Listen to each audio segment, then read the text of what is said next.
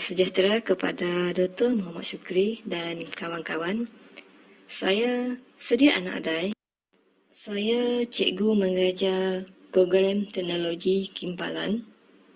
Hari ini saya akan membentangkan analisis kepelbagaian sosial budaya di sekolah, implikasinya terhadap pencapaian pelajar dan peranan guru untuk menangani diskriminasi ataupun masalah yang timbul akibat kepelbagaian sosial budaya di sekolah.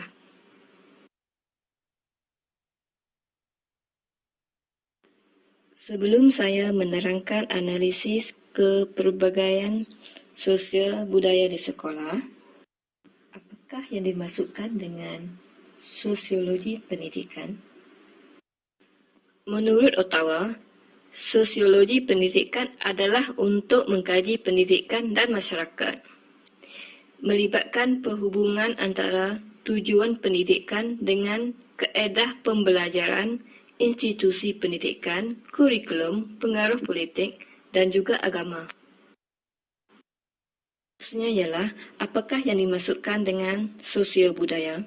Menurut Saven, kepelbagaian sosial budaya dalam konteks pendidikan, kepelbagaian murid terdapat dalam tahap prestasi, kadar belajar, gaya kognitif, etnik, budaya, kelas sosial, bahasa, jantina, bakat dan minat. Melalui dua definisi yang saya telah jelaskan tadi, dapat dirumuskan bahawa pentingnya kepada pendidik untuk memahami murid, budaya dan masyarakat dalam menggunakan ilmu sosiologi untuk pendidikan. Manakala sosio budaya adalah hubungan masyarakat dengan budaya seperti cara hidup, adat istiadat, adat rasam, moral, kesenian, kepercayaan dan lain-lain. Seterusnya ialah menganalisis kepelbagaian sosio budaya di sekolah. Untuk menganalisis, saya menggunakan dua kaedah iaitu temu bual dan menjalankan kajian soal selidik menggunakan Google Form. Untuk soal selidik, sampel kajian saya ialah di kalangan pelajar program teknologi Kolej Vocational Bintulu sahaja, iaitu SBM Kohort 2019. Sebelum saya membentangkan dapatan kajian soal selidik, mari kita tengok dulu satu video di mana saya telah menemu bual sekumpulan pelajar program teknologi Kimpalan.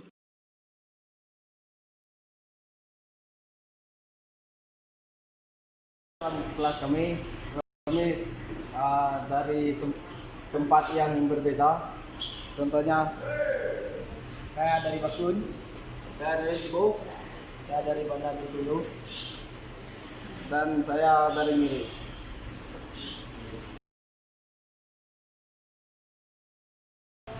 Di dalam kelas kami terdapat berbagai bangsa. Seperti ini kawan saya, aku Iban, Warren, aku Manau, saya Melayu. Kami bergaul dengan baik, tiada pergaduhan dan tiada perselisihan faham. Ini merupakan kajian soal selidik untuk mengkaji kepelbagaian sosial budaya dalam kalangan pelajar program teknologi SBM 2 Kohort 2019 di Kolej Vocational Bintulu. Di dalam borang ini terdapat 7 item yang dikaji, iaitu etnik,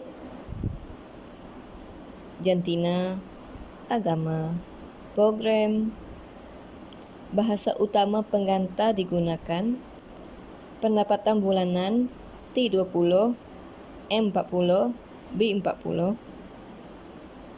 Dan last sekali ialah mengenai adakah pelajar tersebut mengalami diskriminasi di dalam kelas.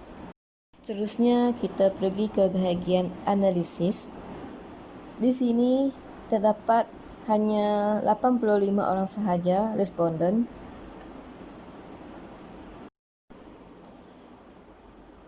Dalam 85 responden ini, tidak semua program menjawab soal selidik ini. Kecuali bengkel kimpalan sebab saya mengajar program kimpalan. Ini kerana mudah untuk saya mendapatkan responden. Etnik kerana merupakan pelajar paling ramai di KB, diikuti pelajar Iban, dan ketiga pelajar Melayu. Yang kurang sekali ialah pelajar Cina. Melalui catepai ini, dapat diketahui bahawa Kolej Vocasional Bintulu terdiri daripada pelbagai etnik, iaitu Melanau, Kayan, Kenyah, lain-lain, Melayu, Cina dan Iban. Seterusnya adalah jantina. Daripada 85 responden ini, 69.4% adalah pelajar lelaki, manakala 30.6% adalah pelajar perempuan. Ini menunjukkan pelajar lelaki lebih ramai daripada pelajar perempuan yang belajar di Kolej Vocasional Bintulu. Seterusnya ialah kajian mengenai agama. 55.3% merupakan pelajar beragama Kristian, 41.2% beragama Islam, lain-lain 1.2%, Buddha 2.4%. Di sini kita dapat lihat sosio budaya di Kolej Vocasional terdiri daripada pelbagai agama. 6 program teknologi di Kolej Vocasional Bintulu iaitu automotif, kimpalan, pemesinan industri, elektrik, elektronik dan pembinaan. Ialah kajian mengenai bahasa utama pengantar digunakan di rumah dan di sekolah. Untuk di rumah, terdapat 73 orang pelajar menggunakan bahasa utamanya di rumah, manakala 12 orang menggunakan bahasa Melayu.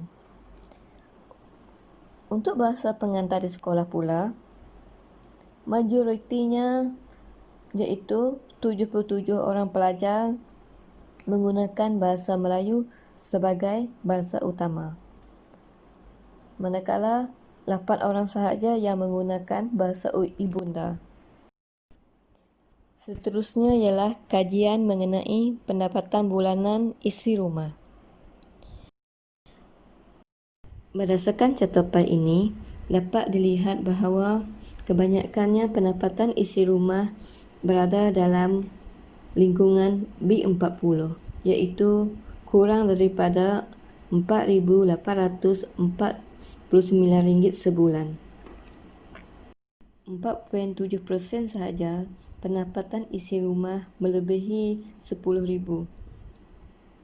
Di sini kita tahu bahawa pelajar datangnya daripada pendapatan isi rumah yang tidak sama. Adalah soalan mengenai diskriminasi. 95.3% mengatakan bahawa tiada wujudnya diskriminasi di dalam bilik darjah. 7% mengatakan bahawa ada berlakunya diskriminasi di dalam bilik darjah. Hasil dapatan daripada kajian soal selidik dan temu bual, pelajar Kolej Vocasional Bintulu terdiri daripada pelbagai etnik dan agama. Di dalam kelas, pelajar bergaul dengan baik dan tiada perselisihan faham. Mereka berasal daripada tempat yang berbeza. Program teknologi menunjukkan lelaki lebih ramai daripada pelajar perempuan. Di sekolah, majoriti pelajar mengatakan bahawa mereka menggunakan bahasa Melayu sebagai bahasa utama. Majoriti pendapatan isi rumah pelajar B40 Dan majoriti juga mengatakan bahawa tiada berlakunya unsur diskriminasi di dalam bilik darjah. Seterusnya, kita akan membincangkan implikasi kepelbagaian sosial budaya di sekolah terhadap pencapaian akademik dari sudut negatif. Berdasarkan kajian soal selidik tadi, mengatakan bahawa 47% mengatakan ada wujudnya diskriminasi di dalam kelas. Kewujudan diskriminasi ini perlu ditangani dengan betul. Implikasinya secara langsung akan mempengaruhi pencapaian akademik pelajar. Malah, bukan itu sahaja, ia juga boleh menyebabkan konsep negara majmuk menjadi lebur.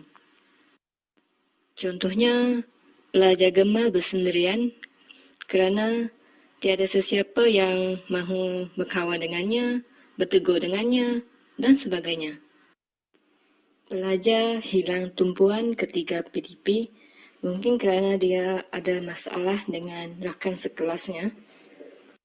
Implikasi kepelbagaian sosial budaya juga boleh menjadikan seorang pelajar itu mengalami masalah kemurungan.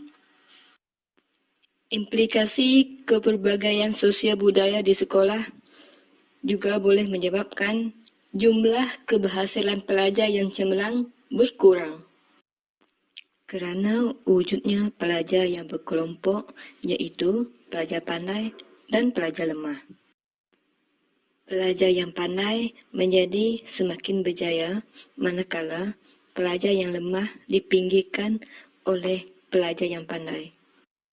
Situasi sebegini secara langsung telah mewujudkan tahap pengetahuan pelajar yang berbeza.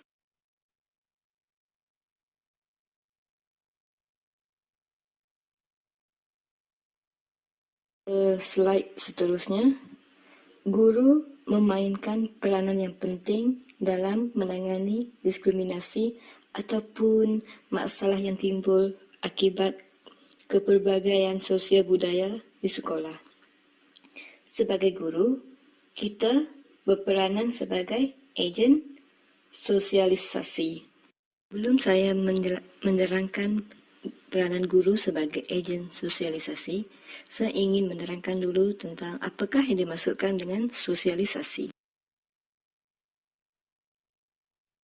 Sosialisasi merupakan satu konsep umum yang boleh ditarifkan sebagai satu proses di mana kita belajar melalui interaksi dengan orang lain tentang cara berfikir, merasakan dan bertindak.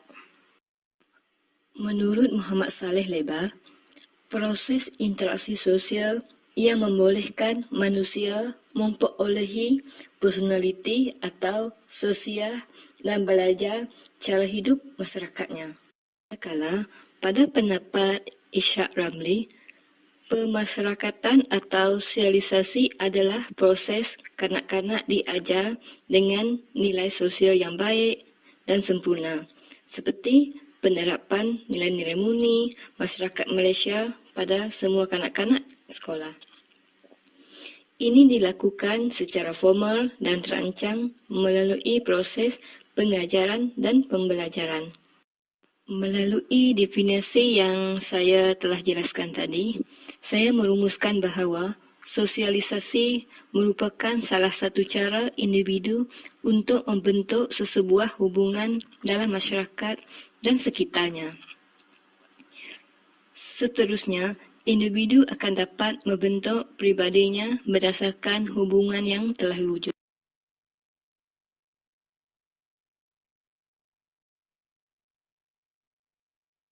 Sebagai ejen sosialisasi, guru menjadi suri teladan yang baik kepada pelajar. Kita maklum bahawa guru adalah insan yang sangat dekat dengan pelajar selain daripada ibu bapa, rakan sebaya dan masyarakat. Pelajar akan jadi teliti dalam memerhati sikap, tingkah laku dan tindakan yang diambil oleh guru. Secara tidak langsung, tingkah laku guru akan membantu dan membentuk sesiah pelajar. Justru itu, tingkah laku, pertuturan, perwatakan, sikap dan nilai yang diamalkan oleh guru haruslah dapat membantu dalam membentuk pelajar menjadi murid insan pada masa depan.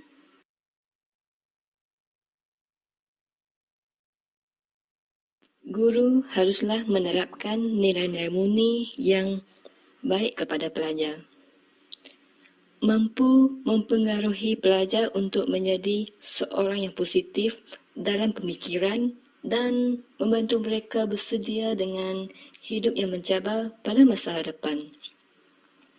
Selalu yang akan diperhatikan adalah cara guru bertutur dalam membuat keputusan sama ada dalam keadaan marah ataupun bila berlaku situasi genting. Contohnya, bila berlakunya pergaduhan antara pelajar, peranan guru bukannya terus menghukum pelajar, sebaliknya guru harus mengetahui punca pergaduhan dan berusaha untuk mengawal tutur bicara yang dilontarkan. Kesannya, pelajar akan mudah bertenang dan secara tidak langsung nilai kesabaran guru itu akan menjadi ikutan pelajarnya.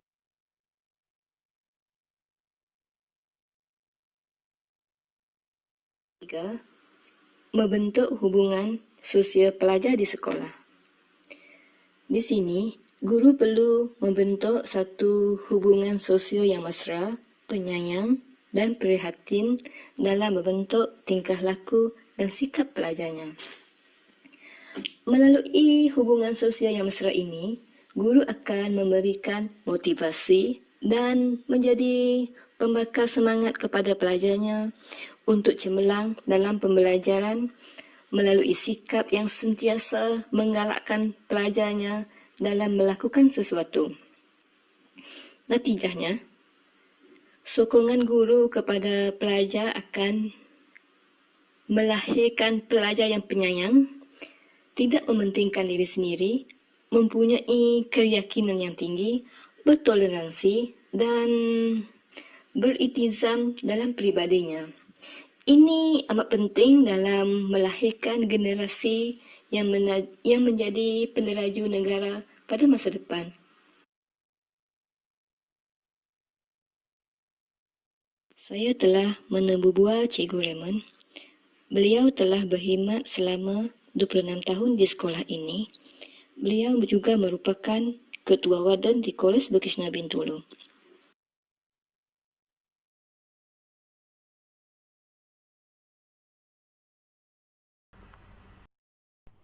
Keperbagaian budaya di Bilik Darjah menjadi isu yang semakin meningkat bagi para pendidik di seluruh sistem pendidikan. Sekolah tidak boleh mendiskriminasi pelajar berdasarkan bangsa, gender, lokaliti maupun budaya. Sebagai seorang guru, apa pendapat cikgu mengenai diskriminasi? Pendapat saya sebagai seorang guru, diskriminasi ini berlaku di mana-mana.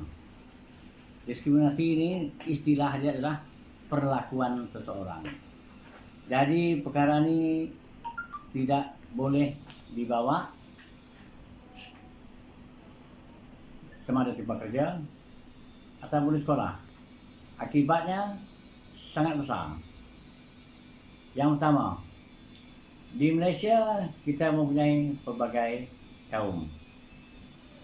Dan bagi seseorang yang belum didedahkan dengan sikap pengertian yang boleh mengadaptasikan perasaan seseorang, dia kena belajar. Kalau tidak, dia akan jadi satu perkauman yang dahsyat. Terima kasih cikgu. Bagaimana pula untuk mengelakkannya daripada berlaku? Okey, untuk mengelakkan berlakunya diskriminasi ini, peranan seorang guru sangat penting. Sebabnya, gurulah yang memberi dan mencetus idea kepada pelajar. Gurulah yang memberi nasihat kepada pelajar. Yang pertama, guru tidak boleh bersikap pilih kasih. Jangan pilih warna kulit, jangan pilih bangsa, jangan pilih warna rambut, apapun yang tak berambut.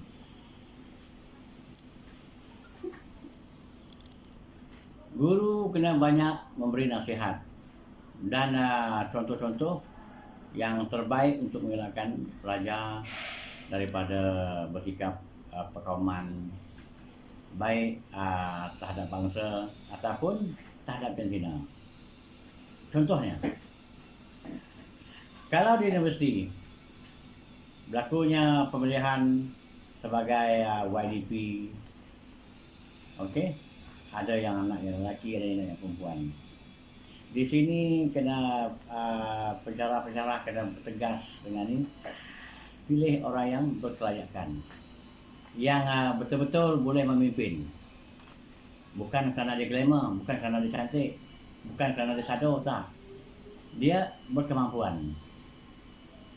Dan ini boleh mengelakkan tanggapan orang lain mengatakan bahawa si A dan si B ini. Dalam itu juga, bila berlaku di sekolah, guru memain peranan untuk memilih, contohnya macam memilih pemilihan ketua kelas, ketua MPP, ketua JKKP. Semua itu bukannya kerana pelajar tersebut pelajar idola, no.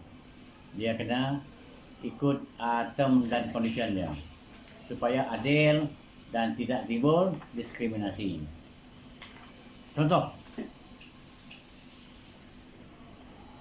si A ni seorang lelaki, bawa badan besar dan tinggi, tetapi tidak berkaliber. Si B ni perempuan, dia lemah lembut, tapi cara kepimpinan dia tip-top, sangat terbaik. Dia boleh memimpin baik lelaki dan perempuan ke arah menuju arah kejayaan dan ke arah sesuatu yang betul dan tidak menyimpang daripada sesuatu perbuatan yang tidak baik, dan boleh memajukan organisasi-organisasi yang ditubuhkan. Itu yang perlu ditekankan. Terima kasih Cikgu Raymond dengan kerjasama yang telah diberikan. Kesimpulannya, kita maklum bahawa sekolah sebagai sebuah institusi masyarakat yang bertujuan untuk mengalakkan dan memperkembangkan perubahan tingkah laku mengikut arah yang dikehendaki oleh masyarakat. Oleh itu, guru haruslah menunjukkan personaliti sosial yang baik yang boleh dijadikan contoh teladan kepada pelajar dan masyarakat. Pelbagai kaedah yang berkesan perlu digunakan oleh guru untuk mencetuskan kesedaran pelajar tentang tanggungjawab mereka sebagai seorang warga negara. Selain itu, guru perlu bijak dalam memberi pendidikan secara adil kepada pelajar sebagaimana yang dihasratkan oleh kerajaan. Okey, sekian daripada saya. Terima kasih.